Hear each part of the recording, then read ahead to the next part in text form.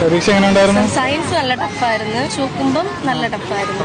Psychology എങ്ങനെ ഉണ്ടായിരുന്നു? പക്ഷേ കുറച്ചുകൂടി ടഫായിരുന്നു.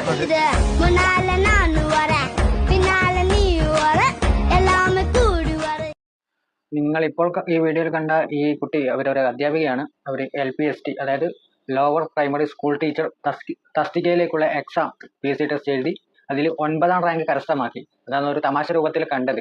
എനിക്കെല്ലാം ടഫാണെന്ന് പറഞ്ഞിട്ട് 9ാം റാങ്ക് കരസ്ഥമാക്കിയപ്പോൾ വലിയൊരു സംഭവമായി. ആരും നാട്ടുകാരും വീട്ടുകാരൊക്കെ എല്ലാവരും അവർക്ക് ഒരുപാട് സന്തോഷം ഉണ്ടായിരുന്ന ഒരു സമയമാണ്. ഒരുപാട് കഷ്ടപ്പെട്ട് നേടിയെടുത്താണ്. അപ്പോൾ ഈ കുട്ടിയുടെ ടീച്ചറിന്റെ ഇപ്പോഴത്തെ അവസ്ഥ ഒന്ന് കണ്ടു നോക്കിയാലോ. ടീച്ചറെ, ഞാൻ ടീച്ചറിന്റെ വീഡിയോ പണ്ട് കണ്ടിട്ടുണ്ടായിരുന്നു. 9ാം റാങ്ക് കിട്ടിയിട്ട് വൈറലായിട്ടെന്ന് പറഞ്ഞിട്ട്. പക്ഷെ ഈ തണുത്ത് വിറച്ച് ഈ മഴയത്ത് നിന്നിട്ട് സമരം ചെയ്യുമ്പോ എന്ത് പറയുന്നു?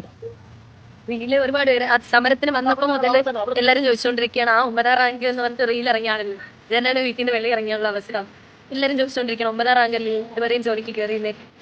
ഒരുപാട് കഷ്ടപ്പെട്ടിട്ടുണ്ട് ഇത് നേടിയെടുക്കാൻ വേണ്ടിയിട്ട്. ഒരു സ്ഥലത്തും ഇറങ്ങാതെ, ഒരു ബന്ധുക്കളുടെ അടുത്തോ എന്തെങ്കിലും ഒരു ഫാമിലി ഫംഗ്ഷൻ വന്നാലോ അറ്റൻഡ് ചെയ്യാതെ ഒരുപാട് പേര് പരാതിയായിട്ടും അതും ഇതൊക്കെ പറഞ്ഞിട്ടുണ്ട്. എന്തും ഒരിടത്തും വിളിച്ചാലും നടക്കില്ല. അങ്ങനെ ഇരുന്ന് പഠിച്ചതാണ്. ഒരു കോഴ്സ് കഴിഞ്ഞിട്ട് ഒരു 8 മാസമാണ് സമയം കിട്ടിയത്. ഇയർ ഗ്യാപ്പ് വന്നിട്ടില്ല. ഇയർ ഗ്യാപ്പ് വന്നത് ഈ ലിസ്റ്റ് വന്നതിന് ശേഷമാണ്.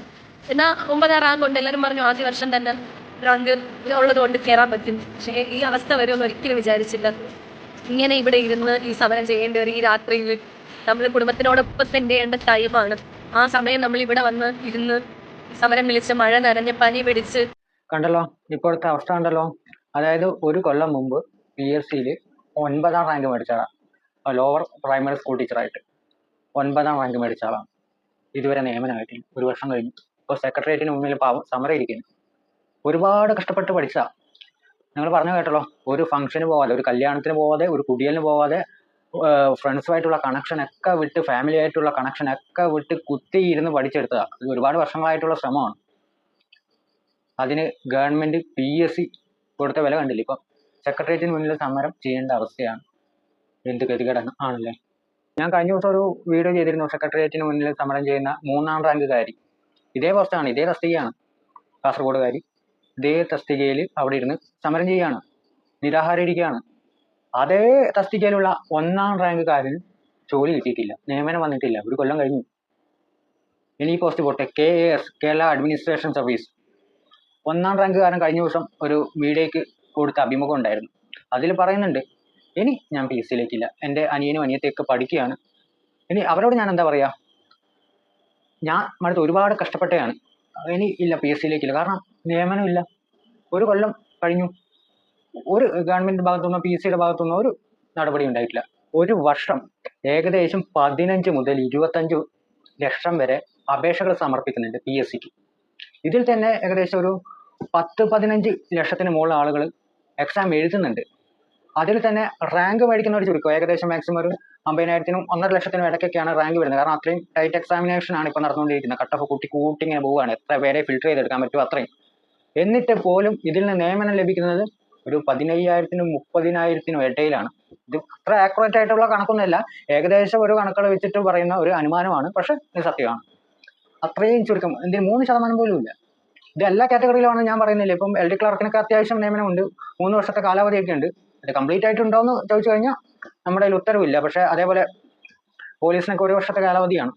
അപ്പോൾ പല പോസ്റ്റുകൾക്കും, ഇപ്പോൾ ചില പോസ്റ്റുകൾക്ക് തീരെ നിയമനം നടക്കുന്നില്ല. സോ ഇതിന് നമുക്ക് പല കാരണങ്ങൾ പറയാനുണ്ട്. ഇപ്പൊ പിൻവാതിൽ നിയമനം എന്ന് പറഞ്ഞു കഴിഞ്ഞാൽ നിന്റെ തെളിവുണ്ടോ എന്ന് ചോദിച്ചു കഴിഞ്ഞാൽ എൻ്റെ ഇല്ല. നമുക്ക് അനുമാനങ്ങൾ മാത്രമാണ്. പക്ഷെ അത് പലരും അത്തരത്തിലുള്ള ആരോപണങ്ങൾ നയിക്കുന്നുണ്ട്. അതിൽ കുറച്ചൊക്കെ വാസ്തവമുള്ളതായിട്ട് നമ്മൾ വിശ്വസിക്കേണ്ടതായിട്ട് വരും. പിന്നെ താൽക്കാലിക ജീവനക്കാർ, അതുകൊണ്ട് നമുക്ക് ബോധ്യമുള്ള കാര്യമാണ്. താൽക്കാലികമായിട്ട് ഒരുപാട് പേരെ നിയമിക്കുന്നുണ്ട്, പിന്നീട് ചിലവരെ പെർമനന്റ് ആക്കുന്നുണ്ട്. അങ്ങനെയുള്ള കാര്യങ്ങളൊക്കെ നടക്കുന്നുണ്ട്. ഇതിനിടയിൽ കഷ്ടപ്പെട്ട് പഠിച്ച്, ഉറക്കൊഴിച്ച് പഠിച്ച് വർഷങ്ങളോളം ഇതിനു വേണ്ടി ഇതൊരു പാഷനായിട്ട്, അല്ലെങ്കിൽ ഇത് എൻ്റെ അന്ത്യാഭിലാഷം അല്ലെങ്കിൽ എൻ്റെ ജീവിതാഭിലാഷമാണ് എന്ന് കരുതി പഠിച്ചിറങ്ങുന്നവന്മാർ മണ്ടന്മാർ. ഗവൺമെന്റ് കാണിക്കുന്ന അനീതി മാത്രമല്ല, ഇവരെ ചൂഷണം ചെയ്യുന്ന പോലെയാണ്, മണ്ടന്മാരാക്കുന്നതാണെന്നാണ് എനിക്ക് തോന്നുന്നത്. അല്ലെങ്കിൽ പിന്നെ ഇവർക്ക് ഈ സംഭവം നിർത്തലാക്കിക്കൂടെ? എന്തിനു ഇവർക്ക് ഇങ്ങനെ പ്രതീക്ഷ നൽകുന്നു? അതായത് ഒരു എക്സാം ക്വാളിഫൈ ചെയ്യണമെങ്കിൽ ഒരുപാട് വർഷം കഷ്ടപ്പെടേണ്ടതായിട്ട് വരുന്ന ആൾക്കാരുണ്ട്. അപ്പൊ അതിനുവേണ്ടി അത്രയും വർഷം അവർ ചെലവഴിച്ച വേറെ അതും ഒരു 30,000 രൂപയുടെ ഒക്കെ ഒരു ജോലി ആയിരിക്കും. പക്ഷെ ഗവൺമെന്റ് എന്ന് പറയുമ്പോൾ ഗവൺമെന്റ് ജോലി എന്ന് പറയുമ്പോൾ മറ്റുള്ളവരുടെ ഇടയിൽ ഒരു എന്താ നമ്മളെപ്പോഴും ആഗ്രഹിക്കുന്ന കാര്യമില്ല ഒരു വില. കാരണം സാധാരണക്കാരന്റെ ഇപ്പോഴത്തെ കാര്യം അറിയില്ല, ഒന്ന് പെണ്ണ് കിട്ടണമെങ്കിൽ ഗവൺമെന്റ് ജോലി എന്ന് പറഞ്ഞാൽ ആ ഒരു മൈൻഡ് സെറ്റ് അത് നമ്മുടെ സമൂഹത്തിന് മൊത്തത്തിലുണ്ട്. അത് തന്നെയാണ് ഇതിന്റെ മെയിൻ ആയിട്ടുള്ള ഒരു ഡ്രോബാക്ക് എന്ന് പറയുന്നത്. ആളുകൾ ആകർഷകരാകുന്നതിന്റെ മെയിൻ കാരണം അതാണ്, നമ്മുടെ ഒരു സൊസൈറ്റിയുടെ കാഴ്ചപ്പാട് കൂടിയാണ്. CJP-യുടെ സമരം വൈറലായ സമയത്ത് ഒരുപാട് ചർച്ച ചെയ്ത ഒരു കാര്യമാണ്. കുറെ കോൺട്രവേഴ്സീസ് ഒക്കെ ഉണ്ടായിരുന്നതാണ്. നമ്മുടെ PSC-യിൽ പല തസ്തികയിലും സമരം ചെയ്ത ആൾക്കാർ, ഈ പോലീസിന് സമരം, അതുപോലെ മറ്റു പല കാറ്റഗറിയിലും എല്ലാവരും സമരം ചെയ്തിട്ടുണ്ട്. ഇപ്പം ഇവിടെ മണ്ണ് വാരി തിന്ന അടക്കം. പക്ഷെ നമ്മുടെ മുൻ ഗവൺമെന്റ് ആയാലും ഇപ്പൊ ഭരിക്കുന്ന ഗവൺമെന്റ് ആയാലും ഈ കാര്യത്തിൽ കണ്ണ് തുറക്കുന്നില്ല എന്നതൊരു വാസ്തവമാണ്. മറ്റു പല കാര്യങ്ങൾക്കും പൈസ മാറ്റി വെക്കാൻ വേണ്ടി മടി കാണിക്കാത്തതായിട്ട് നമ്മൾ കണ്ടു കഴിഞ്ഞു. ഉദാഹരണത്തിന് സനീൽ കുമാറിന് പ്രതിമ സ്മാരകം നിർമ്മിക്കണം എറണാകുളം ടൗണിലൊക്കെ പറഞ്ഞാൽ അത്ഭുതപ്പെട്ടു പോയി. അദ്ദേഹത്തിന്റെ കഴിവുകളൊക്കെ നമ്മൾ സ്മരിക്കുന്നു, അതിനെയൊക്കെ റെസ്പെക്ട് ചെയ്യുന്നു. പക്ഷേ ഇത്തരം ഒരു അനാവശ്യ ചെലവുണ്ടാവും ഇത്രയും പേര് ഇവിടെ കഷ്ടപ്പെടുമ്പോൾ എന്ന് ഞാൻ ചിന്തിച്ചു പോയി. കാരണം ഇതൊക്കെ ഇവർക്ക് എങ്ങനെ ചിന്തിക്കാൻ കഴിയുന്നു? ഇവിടെ ഓരോരുത്തന്മാരെ വീണ് കിടന്ന് മുട്ടിലെഴഞ്ഞിട്ടൊക്കെ സമരം ചെയ്തിട്ട് അത് കാണാൻ കണ്ണില്ല, അല്ലാത്ത കാര്യങ്ങളൊക്കെ കാണാൻ ഇവർക്ക് കഴിയുന്നുണ്ട്. ഇവിടെ നമുക്കിപ്പോൾ ഈ വീഡിയോയിൽ കാണാൻ വേണ്ടി സാധിക്കും, ഒരു ഗവൺമെന്റ് ഉദ്യോഗസ്ഥൻ അവൻ കൈക്കൂലി വാങ്ങുമ്പോൾ പിടിക്കപ്പെട്ടാണ്. വിജിലൻസുകാർ പൊക്കി. തിരുവനന്തപുരത്തുള്ളതാണ്. ആളൊരു വില്ലേജ് അസിസ്റ്റന്റ് ആണ്. ആളെ കൈക്കൂലി വാങ്ങുന്നതിനിടക്ക് വിജിലൻസുകാർ തന്ത്രപരമായി പൂട്ടി. പക്ഷെ ഇതിനും ഏറി വന്ന ഒരു സസ്പെൻഷൻ. അത് കഴിഞ്ഞ ആള് ഇങ്ങനെയുള്ള ഈ ജോലിയിൽ തന്നെ, ആ കസേരയിൽ തന്നെ അവിടെ വന്നിരിക്കും, വീണ്ടും നാട്ടുകാരെ പറ്റിക്കും, തന്റെ തൊഴിൽ വീണ്ടും തുടരും. ഇതിനൊന്നും ഒരു മാറ്റമില്ല. എന്നാൽ പിന്നെ ഗവൺമെന്റ് ഇത്തരത്തിലുള്ള ആൾക്കാരെ കണ്ടെത്തി അവരെ ആ ജോലിയിൽ നിന്ന് പിടിച്ചു വിട്ട് ഈ സമരം ചെയ്യുന്ന ആൾക്കാരെ എല്ലാം അവർക്കെല്ലാം ഒരു അവസരം കൊടുത്തൂടെ ഇത്തരം കാറ്റഗറിയിലേക്ക്? ഇതിനൊന്നും പ്രത്യേകിച്ച് ഒരു സ്കില്ല് വേണ്ട ഒന്നുമല്ല, എല്ലാത്തിനും ഒരേ ടൈപ്പാണ്. ഇപ്പം LP UP സ്കൂളിലെ ടീച്ചേഴ്സ് അങ്ങനെ എന്തെങ്കിലും സ്പെഷ്യൽ കാറ്റഗറിക്ക് മാത്രമാണ് ചെറിയൊരു വ്യത്യാസമുള്ളത്, ബാക്കിയെല്ലാം ഓൾമോസ്റ്റ് സെയിം ആണ്. അങ്ങനെയുള്ള പോസ്റ്റുകൾക്ക് ഒന്ന് ആരോട് പറയാൻ? പുതുതായി ഒരുപാട് വിസ്മയങ്ങൾ കൊണ്ടുവരുന്ന, വിസ്മയങ്ങൾ നടത്തിക്കൊണ്ടിരിക്കുന്ന ഗവൺമെന്റ് ഇവരുടെ കാര്യം ഒന്ന് ഞാനെന്താ പറയാ, അവിടെ കാര്യം ഇടക്കൊക്കെ ഒന്ന് ഓർത്താൽ കൊള്ളാം.